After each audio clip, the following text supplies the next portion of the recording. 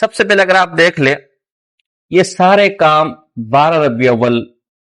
تاریخ پیدائش کے حوالے سے، سب سے پہلے اس چیز کو دیکھیں کہ آیا واقعتاً حضور علیہ السلام کی ولادت 12 ربیع اول کو ہوئی بھی ہے کہ نہیں۔ اس حوالے سے میں تفصیلات میں جانے کے بجائے اور تفصیلی حوالہ جات پیش کرنے کے بجائے میں ایک فیصلہ کن چیز آپ کے سامنے رکھتا ہوں، اور ویسے بھی ہمارے بریلی بھائیوں کے ہاں جو فیصلہ کن بات ہے وہ مولانا مرزا خان صاحب کی بات کی وہ لوگ مانتے ہیں، اور خود مولانا مرزا خان صاحب بریلی نے بھی وصائے شریف کے اندر لکھے کہ میرا دین و مذہب جو میری کتابوں سے ظاہر ہے اس پر عمل کرنا ہر فرض سے اہم فرض ہے، لہذا کسی نے کیا لکھا ہے ہم اس کو ایک طرف رکھیں گے۔ آپ کے لیے حجت یہ کہ مولانا مرزا خان صاحب نے کیا لکھا ہے۔ فتاوی رضویہ جلد نمبر اس کی 26 ہے اور صفحہ نمبر 412 ہے۔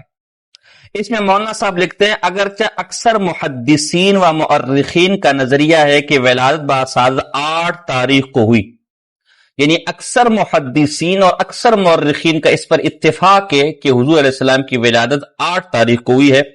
اہل زیجات کا اسی پر اجماع ہے، اور جو فلکیات والے ہیں ریاضی دان ہیں ان کا تو اس پر اجماع ہے کہ حضور علیہ السلام کی جو ولادت ہے وہ 8 تاریخ ہے۔ اور پھر آگے لکھا ہے کہ ابن عباس و جبیر بن مطعم رضی اللہ تعالی عنہم سے بھی مروی ہے، یعنی یہی جو قول ہے 8 تاریخ کا، یہ 2 صحابہ کرام رضوان اللہ تعالی علیہم اجمعین، یعنی عبداللہ ابن عباس رضی اللہ تعالیٰ عنہ اور جبیر بن مطعم رضی اللہ تعالیٰ عنہ، ان سے بھی منقول ہے، اور دیگر بھی نیچے کئی حوالے پیش کیے۔ پھر آخر میں خود اپنا وہ لکھتا ہے، یعنی اقول میں کہتا ہوں ہم نے حساب لگایا، یعنی خود کہتے ہیں میں نے خود حساب لگایا، خود تحقیق کی، تو خود تحقیق پر بھی 8 یعنی پیر کے دن ولادت مبارکہ کی 8 تاریخ بنتی ہے، یعنی اکثر محدثین ایک طرف،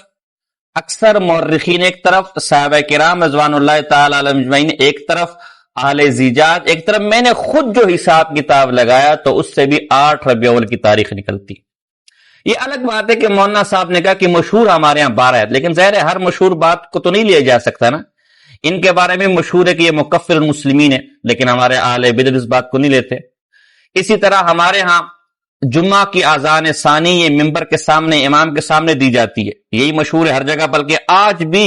بریلی بھائیوں کی مساجد میں اسی پر عمل ہوتا ہے، لیکن مولانا مرزا خان صاحب نے یہ نہیں مانا، بلکہ اس کے مقابلے میں کہا کہ یہ بدعت ہے، یا تو مسجد سے باہر دی جائے اذان یا مینارے کے اوپر چڑھ کے دی جائے۔ تو ضروری نہیں کہ ہر بات جو مشہور ہو یا لوگوں میں عام ہو اسی کو اختیار کیا جائے۔ مولانا صاحب کہہ رہے کہ جو جمہور محدثین ہے، جمہور مورخین ہے اور تاریخ دانوں کا تو اس پر اجماع ہے، اور خود میں نے بھی دیکھیں، یہ وہ مولانا مرزا خان صاحب ہے جسے آپ سب سے بڑا فقیہ کہتے ہیں، جس کی بات آپ کے لیے آخری حجت ہے، وہ کہتے ہیں کہ میں نے بھی جو حساب نکالا تو وہ 8 ربیع اول کا حساب ہی نکلا۔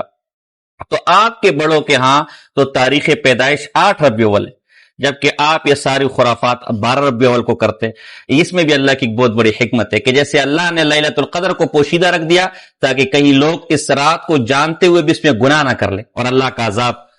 آ جائے، اسی طرح اصل جو تاریخ رسول اللہ صلی اللہ علیہ وسلم کی ولادت کی تھی اس کو مخفی رکھا اور 12 کو مشہور کر دیا تاکہ جو خرافات اس تاریخ میں ہوتی ہے وہ اگر حضور علیہ السلام کی ولادت کے نام پر ہوتی تو اللہ کے غضب کو مزید بھڑکانا تھا اور مزید دعوت دینی تھی۔ تو جب خود آپ کے بڑے 8 ربیع اول لکھ رہے تو یہ 12 ربیع اول کا کیا تماشا ہمارے یہاں نکالا گیا، لہذا سب سے پہلے آپ اپنی اصلاح کریں کہ بالفرض ایسا کوئی دن ہے بھی یا ایسا کوئی دن منانا بھی ہے بالفرض تو وہ 12 نہیں 8 ہے، نہیں تو آپ سب کے سب فاسق اور فاجر ہیں، اس لیے کہ مولانا مرزا خان صاحب کی کتابوں سے جو چیز ظاہر ہے اور ثابت ہے وہ 8 ربیع اول کی ہے، وہ 12 ربیع اول کی نہیں ہے۔